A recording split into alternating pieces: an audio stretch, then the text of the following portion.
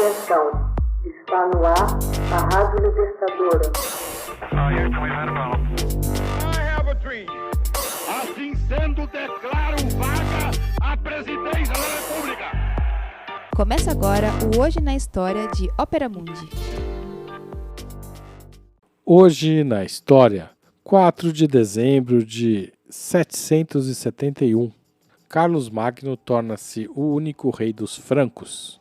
Em 4 de dezembro de 771, o rei Carlos, que até então dividiu o trono dos francos com o seu irmão Carlomano, torna-se o único soberano da nação com a morte do irmão. Sob o nome de Carlos Magno, ele reinaria por mais de 30 anos sobre o estado que seria semente tanto da França quanto da Alemanha, o Império Carolíngio. Carlos tinha compartilhado o trono com Carlomano desde a morte de Pepino o Breve, pai de ambos. Quando o irmão mais novo morre, na cidade de Samoussy, na Picardia, Carlos, que era o primogênito, aproveitou-se para se apossar das terras do irmão. O epíteto latino Carolus Magnus, Carlos Grande, conta-se, teria sido recebido não graças aos feitos durante o seu reinado, mas pelo fato de Carlos Magno medir 1,90 m. O ano de 770 foi difícil para Carlos Magno, que teve de enfrentar a revolta dos aquitanos no sul. O vencedor casou-se com Ermengarda, ou Desidéria, filha do rei Desidério dos Lombardos. Para isso, precisou romper o casamento com Imiltrude, mulher que já havia gerado um filho seu. Carlos Magno partiu então para suas primeiras conquistas. A partir de 773, selou uma união com os domínios da Igreja Católica, atacando os lombardos que capitularam em Pávia. Com esta vitória importante, Carlos Magno anexou a Lombardia. Ao assumir a segurança dos estados pontifícios, reforçou os seus vínculos com o Papa. Ao longo do tempo, Carlos Magno multiplicou os combates e as conquistas, principalmente a oeste. É motivado por duas razões: expandir o cristianismo e adquirir novas terras e riquezas para garantir a perenidade do seu reino.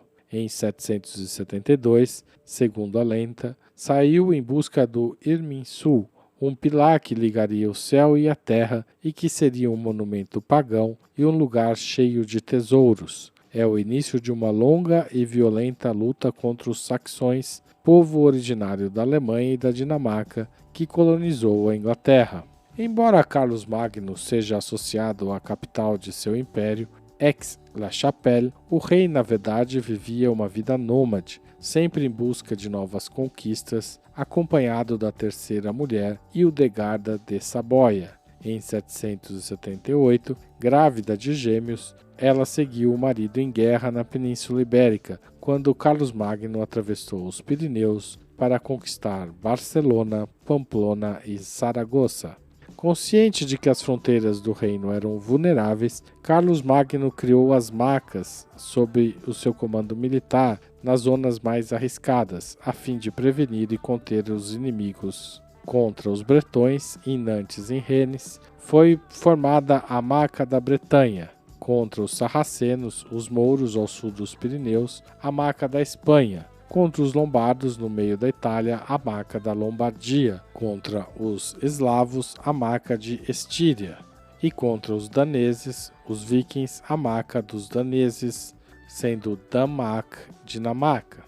Devido à extensão do reino, o soberano nomeou homens de estrita confiança para governar essas diferentes regiões, os Missi Dominici, enviados do Senhor, cuja principal tarefa era garantir a aplicação das ordens reais. Os Missi Dominici viajavam sempre em dupla, um laico e um religioso, a fim de equilibrar os poderes. Embora ele desse demonstrações de extrema violência e crueldade, Carlos Magno estava longe de ser apenas um guerreiro ávido por riqueza e conquista. Cercou-se de grandes sábios do seu tempo. Surpreso ao constatar que certos monges não sabiam escrever e revoltado com a existência de sacerdotes pouco escrupulosos, e caindo facilmente na bebida, encarregou a igreja de formar clérigos e laicos com maior rigor.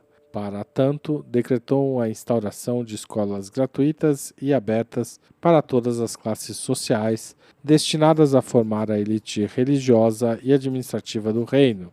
Em 25 de dezembro de 800, durante a cerimônia de Natal na Basílica de São Pedro, em Roma, o Papa Leão III coroou Carlos Magno e pronunciou a frase em latim: Carlos Augusto, coroado por Deus, grande e pacífico imperador, vida e vitória. Simbolicamente, naquele momento, o rei dos francos reencarnou o imperador romano do Ocidente e seu império seria o sucessor consagrado pela Igreja do Império Romano.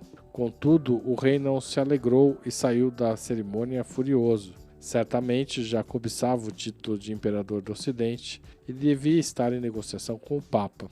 Mas a cerimônia pegou de surpresa o rei, porque deixar que Leão III colocasse a coroa sobre sua cabeça significava também admitir que o poder de Carlos Magno derivava da legitimidade dada pela Igreja.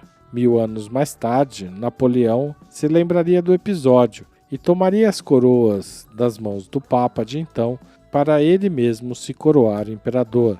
Segundo o rei franco da dinastia carolíngia, Carlos Magno é consagrado pela história como o restaurador do Império Romano do Ocidente. Além de estender um território do Atlântico ao Báltico e dos Pirineus ao Danúbio, ele encarnou a renovação e as contradições de seu tempo. Apostando na cultura e no saber, foi o grande protagonista da Renascença carolíngia. No entanto, ele mesmo jamais chegou a ler nem escrever alguma obra. Era um analfabeto. Admirador favoroso de Cidade de Deus de Santo Agostinho, que prega que a organização social deve se basear na lei divina, Carlos Magno não hesitou em cometer brutalidades para converter os saxões em nome de uma Europa unida pelo cristianismo. Hoje na História, texto original de Max Altman, locução Haroldo Cerávulo, gravação Michele Coelho, edição Laila Manoeli. Você já fez uma assinatura solidária de Opera Mundi? Com 70 centavos por dia, você ajuda a imprensa independente e combativa.